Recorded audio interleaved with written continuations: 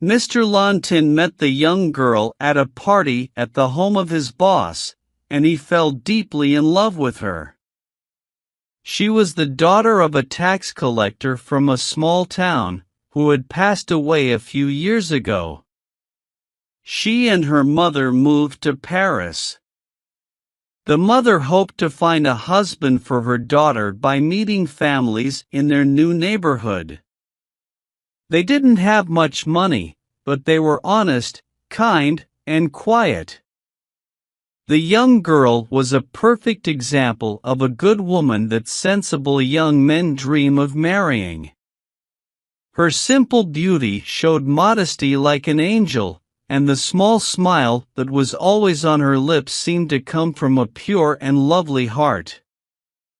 People couldn't stop saying good things about her. They would often say, "Lucky the man who wins her love. He couldn't find a better wife." Mr. Lontin, who worked as a clerk in a government office, earned a salary of 3,500 francs. He proposed to the young girl and she said yes. He was incredibly happy with her. She managed their home so well that they seemed to live a luxurious life. She treated her husband with kindness, spoiled him with attention, and her charm was so great that even after 6 years of marriage, Mr. Lontin realized he loved his wife even more than he did at the beginning. He only had 2 problems with her preferences. She loved going to the theater, and she liked imitation jewelry. Her friends, who were married to government workers, often got her tickets to the theater, usually for new plays. Her husband had to go with her, even if he didn't want to, after his long days at the office. After a while, Mr. Lontin asked his wife to have a friend go to the theater with her and bring her back home afterwards. At first, she didn't like the idea, but after he asked her many times, she agreed. This made Mr. Lontin really happy. As she loved going to the theater, she also started wanting jewelry. Her clothes stayed simple, nice, and humble, but she began wearing big fake diamonds in her ears that shine like real ones. She had fake pearl necklaces around her neck, fake gold bracelets on her arms, and combs with shiny glass pieces. Her husband would often tell her, "My dear, since we can't buy real jewelry, you should show off your beauty and modesty, which are the best ornaments." But she would smile and say, "What can I do? I really like jewelry. It's my only weakness. We can't change who we are." Then she would play with the fake pearls, making the fake jewels shine, and say, "Look! Aren't they pretty? You'd think they're real." Mr. Lontin would smile and say, "You like fancy things, my dear."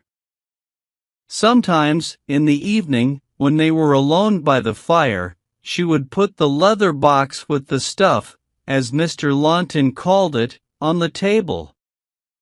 She would look at the fake gems carefully, like they brought her some special happiness. She liked putting a necklace around her husband's neck and laughing, saying, "You look funny." Then she would hug him and give him kisses. One cold evening in winter, she had been to the opera and came home very cold. The next day she started coughing, and 8 days later she died from a lung infection. Mr. Lontin was extremely sad. His hair turned white within a month. He cried all the time, remembering her smile, her voice, and everything he loved about his wife who had passed away. His sadness didn't go away with time. During work hours, when his colleagues talked about daily things, he would suddenly start crying and feel really sad. He kept his wife's room the way it was when she was alive. Her furniture and even her clothes were still there from the day she died. He spent time there every day, thinking about her, the person he loved. But life got tough. The money he earned, which used to be enough when his wife was alive, wasn't enough for himself. He couldn't buy the same nice things she did, like good wine and special food. He got into debt and soon became really poor. One morning, he had no money at all. He decided to sell something to get money. He thought about selling his wife's fake jewels, because he had some anger towards them. They always annoyed him in the past. Looking at them reminded him of his lost wife. Even until her last days, she kept buying new jewelry, bringing home new pieces almost every evening. He spent some time deciding to sell the big necklace, the one she seemed to like a lot. He thought it might be worth around 6 or 7 francs. It was really well made, even though it wasn't real. He put it in his pocket and looked for a trustworthy jewelry shop. After a while, he found one and went in, feeling a little embarrassed to show his poor situation and offer something not valuable. "Sir," he said to the shop owner, "I want to know how much this is worth." The man took the necklace, looked at it, talked quietly to his assistant, and then put it on the counter. He looked at it from a distance, probably to see how it looked. Mr. Lantin was getting annoyed by all the actions. He was about to say, "I know this isn't worth anything," when the shop owner said, "Sir, this necklace is worth from 12 to 15,000 francs. But I can't buy it unless you can tell me where it came from." The man was really surprised and didn't understand what the shop owner meant. Finally, he said, "Are you sure?" The shop owner answered, "You can try other places to see if they'll offer more. I think it's worth 15,000 at the most. If you can't find better, come back here." Mr. Lantin was shocked and took the necklace with him as he left the store. He needed some time to think. Once he was outside, he wanted to laugh and thought, "What a fool I was. If only I had believed him. That jeweler can't tell real diamonds from fake ones." A few minutes later, he went into another shop on Golden Street. When the owner saw the necklace, he said, "Oh, I know this one. It was bought here." Mr. Lantin, feeling uneasy, asked, "How much is it worth?" "Well, I sold it for 20,000 francs. I can buy it back from you for 18,000, but you need to tell me how you got it, following our rules." This time, Mr. Lantin was really surprised. He said, But look at it carefully. I thought it was fake until now." The shop owner asked, "What's your name, sir?" "Lantin, I work for the Minister of the Interior. I live at number 16 Road Martyrs." The merchant checked his records, found the information, and said, "That necklace was sent to Madame Lantin's address, 16 Road Martyrs, on July 20, 1876. Both men looked at each other. The widower was shocked, and the jeweler thought he might be a thief. The jeweler broke the silence. "Can you leave the necklace here for a day?" he asked. "I'll give you a receipt." Mr. Lantin quickly replied, "Yes, of course." Then he put the receipt in his pocket and left the store. He walked around the streets without a clear idea. His thoughts were all jumbled up. He tried to make sense of things. His wife couldn't have bought something so expensive. No way. But maybe it was a gift. A gift? A gift from whom? Why was it given to her? He stopped and stood in the middle of the street. A terrible doubt came to him. Was she involved? Then, maybe all the other jewelry was given to her as well. It felt like the ground shook beneath him, and the tree in front of him was falling. He raised his arms and fell down, unconscious. People helped him and took him to a pharmacy. He asked to be taken home. When he got back, he locked himself in his room and cried until it got dark. Eventually, he got so tired that he went to bed and fell asleep. The sun woke him up the next day. He slowly got dressed to go to work. After such shocks, it was hard to focus on work. He sent a letter to his boss, asking to be excused. Then he remembered he had to go back to the jewelry store. He didn't like the idea, but he couldn't leave the necklace with that man. He got dressed and went out. It was a beautiful day, with a clear blue sky over the busy city. People without work were walking around with their hands in their pockets.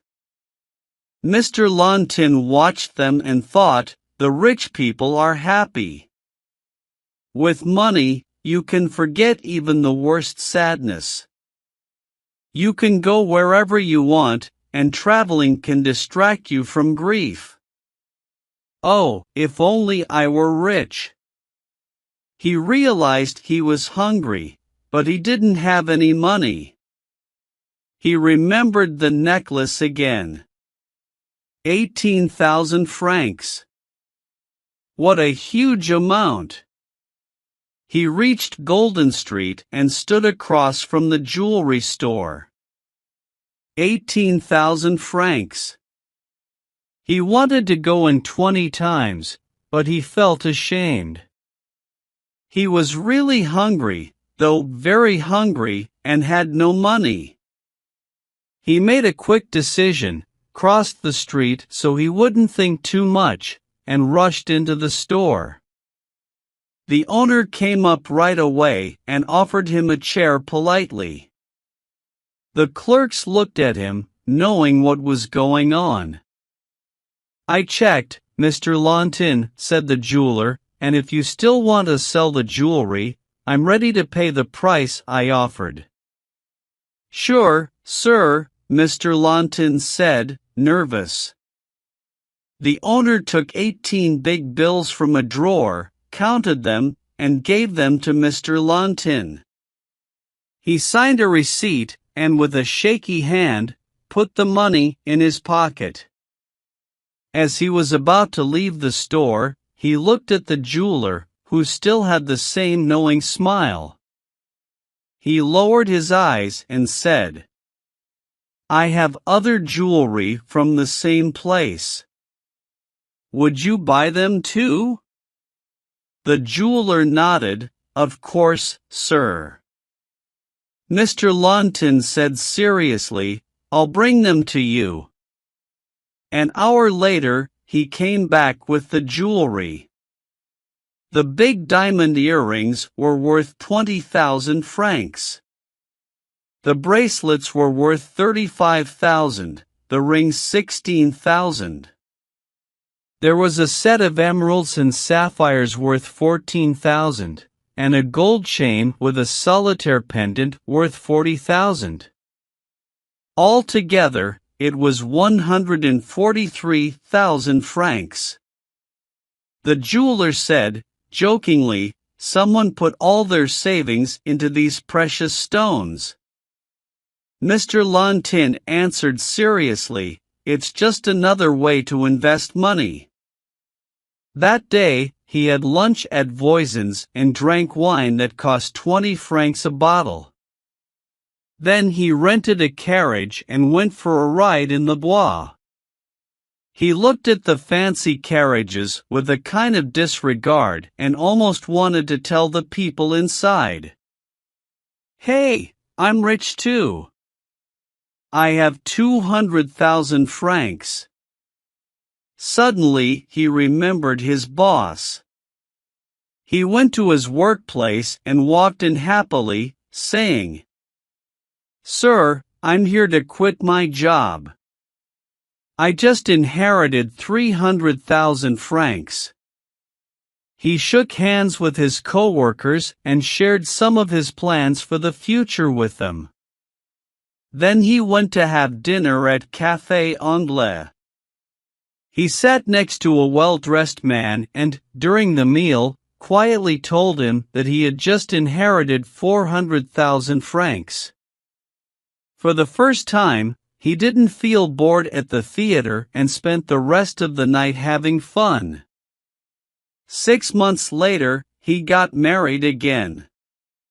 His second wife was very virtuous but had a quick temper. She caused him a lot of sadness.